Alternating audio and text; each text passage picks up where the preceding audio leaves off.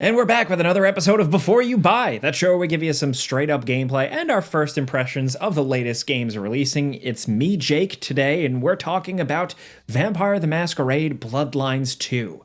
Now, this is the follow-up to the 2004 weird PC RPG classic. In this all-new adventure, you're in a different setting, the city of Seattle, and you are an elder vampire who wakes up with no memory of why they are there. And also, interestingly enough, you have the voice of another vampire in your head. It's up to you to figure out what the deal is with that, while also navigating the vampire underworld of Seattle, learning the ins and outs, the power struggles, and the drama. So, up front, this game has been in the works for many years and ultimately ended up with a different development team and a different approach. Now, unlike its predecessor, and they've been pretty upfront about this, it's not really a full-on detailed RPG. It's more of a light action RPG. That's gonna immediately be disappointing to some players, so I just wanted to have that up front. It is not a direct continuation of that type of RPG. It takes the lore and ideas and does something a bit simpler, a bit different. So I went in with my expectations kind of low, but also just eager for another vampire game because in general, they just don't make enough of those. I'd say werewolves too, but today, just for the sake of this, yeah, vampires, they're awesome. So long story short, unfortunately, Bloodlines 2 is a deeply flawed game that makes a lot of bad decisions. It can be frustrating, kind of hollow, and messy. All that, and yet I still kind of enjoyed playing it personally. It's a game that I just can't recommend to most gamers for various reasons, other than the most patient gamers that can put up with a middling game that still just manages to feel a little unique and special. But it's a tough one, man. For every cool thing this game has, it also ends up having a massive flaw. Where Bloodlines 2 falls flat in mission design and character progression and role-playing elements, it also has an interesting story, some good dialogue, some good vampire gameplay moments, and just cool atmosphere. This might be unpopular, I might be completely off base here, but I suspect I still enjoyed this game more than the majority of reviewers out there. And just so you know, before we keep going, we've been playing a review copy, and all this footage you see here is captured running on PC and is completely spoiler-free. I don't show or spoil a lot of the cooler, like vampire abilities or later game moments, because that's stuff you should just discover for yourself. But look, just with the setup, at the start, you choose a male or female vampire, and after a brief tutorial intro sequence, you're set loose on a small open-world Seattle map. It's a snowstorm, it's Christmas time, and the vampires of this city are actually experiencing a fresh change in leadership at the top with the new vampire prince. This is a dialogue-heavy game, with one of the main characters being a voice in your head. Like, so a lot of conversations kind of go down like long, extended codec conversations from Metal Gear Solid, but for me, that absolutely works. Chalk that up with some interesting NPCs around town that often just look or sound interesting, and it makes for a really good, like, I don't know, like unfurling of the tapestry that is this detailed pre-existing universe. Even if you don't know anything about the World of Darkness lore that this all exists in, the game is excited to educate you, and I think it does a real nice job at doing so. While some voice acting is a little annoying or falls flat, there are some good characters here that just feel like just campy enough, just like trashy enough to fit in with this whole neon-drenched, snowy setting. It's got a bit of a lower budget indie feel to it, but it's engaging enough stuff. Now, you choose your vampire clan, which gives you some different abilities. You can lean a little bit more towards combat or stealth, but the game pulls the Deus Ex human revolution thing here and often forces you into combat either way. Now, combat itself is weird. It's first-person melee combat that is very punchy. Like, it's got some impact to it. You can punch a mortal and watch them fly across the room. You can dodge at supernatural speeds. Melee hits are grouped into heavy and light attacks, and along with that, dodging into attacks kind of serves as a light parry, and dodging in a direction and hitting the button activates certain moves. Like backwards will kind of give you a nice kick to knock back enemies, kick them off rooftops and stuff. It actually took me quite a while to grasp this directional thing, and you don't see a lot of it here in the footage, but it works well enough. There is telekinesis too, where you can pull objects from the environment and then throw them. Like if you're sneaking around, you can pick up a bottle to throw to distract guys, or maybe toss an enemy's weapon back at them mid-combat. You can also pick up explosive canisters or enemies' guns and fire them back at them. And it's pretty cool in practice. You could finish off enemies, or you can suck their blood for more health and other things. Holding a trigger gives you access to pressing face buttons for special vampire abilities, like slowing down time, a big ground pound, a taunt that makes enemies vulnerable, super punches, a kind of Dishonored blink maneuver, blood attacks, and a bunch more. Now, this combat is alright. It has moments where you feel really powerful and pull off some cool stuff, but it's flawed. It desperately needs a lock-on of some sort, or just slower enemies, because sometimes you feel like you're just flailing. And also, sometimes pushing enemies back just kind of feels broken, because they'll float up, or hover over a parked car, or get stuck in a corner. It can be janky in general, for lack of a better word. I know it's overused, but it works here. And also, it can be pretty challenging, sometimes fairly, and sometimes BS, because you just get spammed by 4 enemies at once. But again, when you're in a good flow and you flawlessly execute a couple of people, it can really sell the vampire dream, lopping off some heads with your claws, using your abilities to trick enemies to fighting one another, using telekinesis to pick up a knife and throw it at another dude, then sucking the last enemy standing. It can be pretty cool, especially thanks to it just feeling flashy, cool over-the-top finishing animations, camera perspective changes, blood and gore, and some decent feedback to the hits. It's not perfect, but it gets the job done, and it's definitely, it's definitely got a lot more going on than the original games in terms of just how it looks and how it feels. Now, exploring the city and engaging with NPCs and enemies involves upholding the masquerade, or the hidden nature of vampire abilities. You can sprint and run around, but sucking people or climbing or vampire speedrunning or other things increases a masquerade meter at the top of the screen. So if you push it too far, the vampires will kill you to preserve their secret.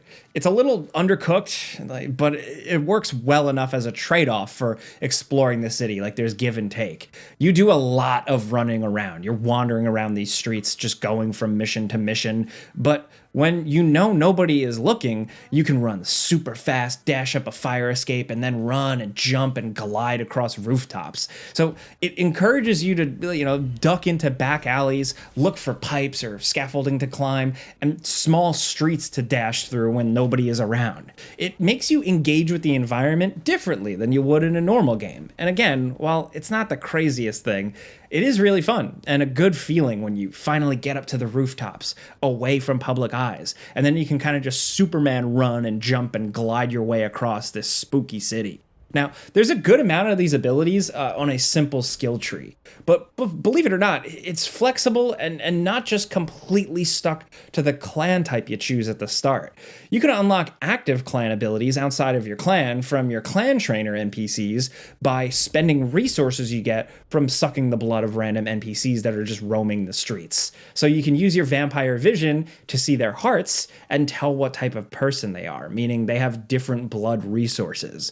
You can use certain abilities or just convince people to come to a dark alleyway to make out with you, or coerce them into a fight, or trick them, whatever it takes to get the blood. It can be a clunky little NPC system. It kind of feels old and dated with bad AI, but it's also a little charming and old school. Unfortunately, pacing-wise, you get a lot of your abilities early on, leading to the second half feeling like less of a pursuit, I guess the game wants to empower you right at the jump, but it feels like it was balanced a bit off. Pacing, in general, is kind of a downer. The game starts pretty strong, and then it feels kind of a bit samey, with not enough enemy types, and unfortunately some really, really repetitive side quests. Now, when you go to sleep after a few main missions, the next day kicks in, and there's typically new side quests with the old ones erased. But they're all variations on a few small things, like, bring this here, go and suck this guy, or kill these people. The NPCs that you revisit over and over again to get these side quests are cool, But the missions themselves, after like 2 rounds of them, you'll feel like you've seen enough. And by then, you've probably unlocked plenty of cool abilities and, might not feel the need to grind. That was me, at least. And pacing-wise, the game is broken up by flashback sequences that are unfortunately kind of dull. And I do feel like it's unfortunately like a missed opportunity here because technically these are time changes. So the flashback sequences are in the past, but the game doesn't really take advantage of that at all, especially outside. Like you just kind of feel like you're doing the same thing. So it's like a change up, but it still manages to be dull and the same. All of these sequences still manage to feel just like the same old business where it could have really wowed. Now, dialogue and decision-making is very light. While the game does have multiple endings, most of the conversations and dialogue options feel more like, that whole illusion of choice. Your clan or your background you choose just seems to add a little flavor text, and not much else save for a few brief moments here and there. Along with that, many times I had dialogue options that all just kind of led to the same result. And that can just feel unfulfilling. Like, don't string me along contemplating my choices and picking through all these things when it doesn't really do anything, man. Now, at the very least, I did enjoy talking to the NPCs, like with what I said up top, learning about this world, learning the ins and outs of the vampire clans and the story and the power brokers in this fictional Seattle. Still, even if my decisions didn't give that much agency, I still liked experiencing the story. Now, the only other issue is bugs. Like I mentioned earlier, some enemy AI is really bad, and some characters would get stuck or float in some instances. From a technical standpoint, I had some very slight stutter on PC, despite having a pretty high-end machine. It seems like that notorious Unreal Engine 5 stutter that some games have. I noticed it most wandering around the open world, and that is disappointing and annoying. Now, otherwise, it is a decent looking game. Graphically fine, yes, but like in terms of art direction, atmospheric effects, and lighting, it really shined and helped with that snowy noir atmosphere. I love the way the characters look. Some interiors I really wanted to actually like hang out in. And the city streets have a good kind of cold, lonely feel to them, almost reminding me of games like The Darkness or Max Payne. So you could see why I'm defending some aspects of this game because it just does a lot of little things that appealed to me. So yeah, look, Bloodlines 2 is massively undercooked. I think the combat and the traversal are decent, sometimes entertaining and empowering, but with some small issues. I liked engaging with the storytelling, even if the RPG decisions felt like not much. I love the vampire feel of it all, the exploration, even if the pacing and the character abilities felt kind of off. I enjoyed main missions and was bored of side missions. So yeah, that's my point here. For every good, there is a bad. I think for most players, the bad might massively outweigh the good. But personally, I just like the good elements enough that I'm still glad I played it. Even if it's not the Bloodlines follow-up I imagined, it still feels like it's different than a lot of other games on the market. But still, with all the negatives, I can't recommend it to anyone right now. Maybe on sale, and I think that's only if you're a big freak for vampires, you really are curious about this universe, and maybe you have a tolerance for weird, flawed, sometimes frustrating games. Maybe you're like me. Either way, this is a before you buy, so you know how it goes. I give you some pros, some cons, and some personal opinion, so now I want to hear yours down in the comments. Let me know what your perspective is with this game. There was that whole pre-order debacle with some of the DLC, some of the clans actually being locked behind DLC. That was a bad decision. I'm glad they reverted that. But that, and then of course, the Chinese room developing it, and it was previously Hardsuit Labs. Let me know how you feel about the original reveal versus the new reveal. If you're going into this like me with low expectations, let's talk anything Vampire the Masquerade Bloodlines 2 down in the comments. If you liked this video and you found it informative, clicking the like button helps us out. We really appreciate that. And if you're new, consider subscribing, maybe hitting that notification bell, because we put out videos every single day. But as always, thanks for watching, and we'll see you guys next time.